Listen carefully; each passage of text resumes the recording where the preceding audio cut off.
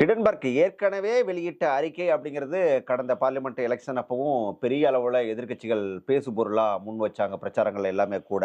ஆனா அது எந்த அளவுக்கு தாக்கத்தை ஏற்படுச்சு அப்படின்னு சொன்னா அது ஒரு மிகப்பெரிய கேள்வியா தான் இந்த நேரத்துல இருக்குது.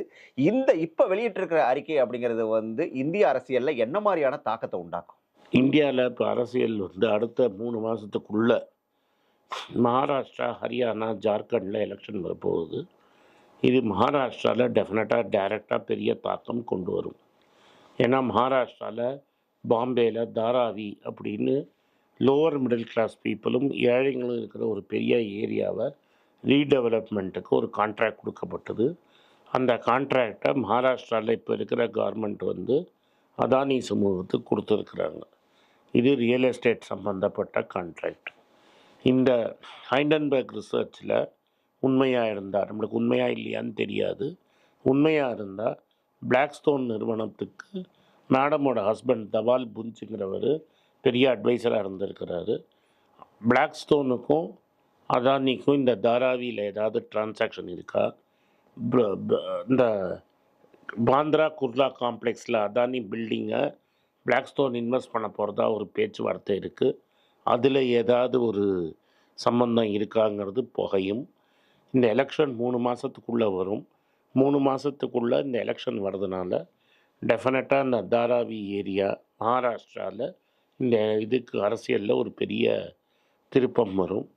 மகாராஷ்டிராவில் ஆளும் கட்சி தோத்துதுன்னா, ஏன்னா ஆல்ரெடி குதிரை பேரம் பண்ணி தான் அவங்க அரசியலுக்கு ஜெயித்தாங்க இந்த வாட்டி. அதனால் மகாராஷ்டிராவோட அசம்பிளி எலெக்ஷனில் இது பெரிய தாக்கத்தை கொண்டு வரும். மகாராஷ்டிரா ஏன் இம்பார்ட்டண்ட்னா, இந்தியாவிலேயே மேக்ஸிமம் ரெவென்யூ ஜெனரேஷன் ஸ்டேட்டுங்கிறது மகாராஷ்டிராவில் இருக்குது. அண்ட் தாராவியோட ரீடெவலப்மெண்ட்டுங்கிறது இதனால் டெஃபினட்டாக அஃபெக்ட் ஆகும். அதானி குழுமத்தோட முறைகேட்டுக்கும் செபி தொடர்பு இருக்கு அப்படின்னு சொல்லி ஹிண்டன்பர்க் சொல்லக்கூடிய அந்த ரிப்போர்ட்டை சொல்லக்கூடிய விஷயமே ரொம்ப அதிர்ச்சியாகவும் ஷாக்காகவும் இருக்கு. இது எதை காட்டுது? ஃபஸ்ட்டு இது ஹிண்டன்பர்க் டாக்குமெண்ட் ரிலீஸ் பண்ணியிருக்காங்க. இந்த டாக்குமெண்ட் உண்மையா பொய்யாங்கிறத நம்ம இன்வெஸ்டிகேட் பண்ணணும். ஒரு ஜாயிண்ட் பார்லிமெண்ட்ரி கமிட்டி உட்காரணும். அதே சமயத்தில் சுப்ரீம் கோர்ட்லேயும் இது இன்வெஸ்டிகேட் பண்ணப்படணும். ஸோ ஒரு எஸ்ஐடி ஒரு சைட்லேயும், ஒரு சைடில் ஜாயிண்ட் பார்லிமெண்ட்ரி கமிட்டியும் வந்தால் தான் மக்களுக்கு நம்பிக்கை வரும். இதில் என்ன தெரியுமா ப்ராப்ளம் என்னென்னா, அதானி தவறு பண்ணிட்டாரா ரைட் பண்ணாரான்னு ஜட்ஜ் பண்ண வேண்டியது செபி. அந்த செபி தலைவிங்களுக்கே அதானியோட டிரான்சாக்ஷன் இருந்ததுன்னா இது எப்படின்னா, நான் கரெக்டாக இல்லையான்னு என் பார்ட்னர் என்ன ஜட்ஜ் பண்ணுறது? செபியோட தலைவி புஞ்சுக்கும் அதானி சமூகங்களுக்கும் இந்தியா இன்ஃபோலைனுக்கும் என்ன லிங்க் இருக்குது, அந்த அகோரா அட்வைசரிக்கு யார் கன்சல்டிங் பணம் கொடுத்தாங்க, இதெல்லாம் கிளியராக வர வரைக்கும் நம்மளால் எதுவும் சொல்ல முடியாது. பட் இது எப்படி இருக்குன்னா, வேலிக்கு ஓனான் சாட்சி சொல்கிற மாதிரி இருக்குது. இந்த ஹிடன்பர்க்கோட அறிக்கை பங்கு சந்தையில் என்ன மாதிரியான தாக்கத்தை உண்டாக்கும் அப்படிங்கிறது ஒன்று. ரெண்டாவது, இந்த சமயத்தில் வச்சிருக்கிற பங்குகளை விற்கிறது நல்லதா இல்லது புதுசாக இந்த நேரத்தில் வாங்குறது நல்லதா?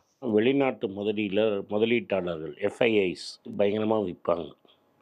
ஏன்னா மார்க்கெட் ரெகுலேட்டர், அதாவது யார் அம்பையரோ அந்த அம்பையரே கேள்வி கேட்டுட்டாங்க.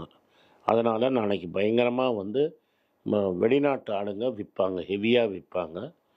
நம்ம டொமஸ்டிக் இன்ஸ்டிடியூஷனல் இன்வெஸ்டர்ஸ், அதாவது LIC, government insurance companies, private insurance companies, private mutual funds எவ்வளோ வாங்க போகிறாங்கங்கிறது கேள்வி இருக்குது. அவங்க மார்க்கெட்டை தடுத்து நிறுத்த பார்ப்பாங்க. இது இவங்க 2 பேருக்கும் நடக்கிற ஒரு இழுபறி இருக்கும்.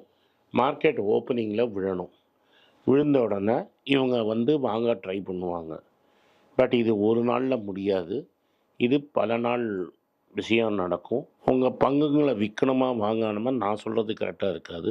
என்னோடய தனிப்பட்ட அனுபவம் என்னென்னா, இது மாதிரி ஒரு கிரேவ் வொலட்டாலிட்டி போது நீங்கள் சும்மா இருப்பதே மேல். தட் இஸ், இருக்கிற பந்து ஆல்ரெடி வாங்கியாச்சு. இது சடனாக நடந்த ஒரு டெவலப்மெண்ட்டு. இது மாதிரி ஒரு டெவலப்மெண்ட் வரும்னு யாரும் எதிர்பார்த்துருக்க மாட்டீங்க. அதனால் இன்றைக்கி நாளைக்கு நீங்கள் விற்காதீங்கிறது என்னோடய கருத்து. ஒரு 5 வருஷம் கழித்து இந்த இன்சிடெண்ட் போயிருக்கோம், திரும்பி இந்தியா க்ரோ ஆகும், பிஸ்னஸ் நார்மல் ஆகும். இந்த இது தனிப்பட்ட கம்பெனியை பற்றி எனக்கு தெரியாது.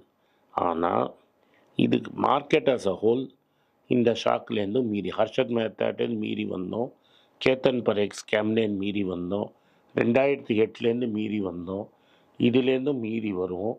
ஆனால் வலி அடுத்த 3-4 வருஷத்துக்கு டெஃபினட்டாக இருக்கும். சன் நியூஸ் வாட்ஸ்அப் சேனலை ஃபாலோ செய்யுங்கள். QR கோடை ஸ்கேன் செய்து சன் நியூஸோடு இணைந்திருங்கள்.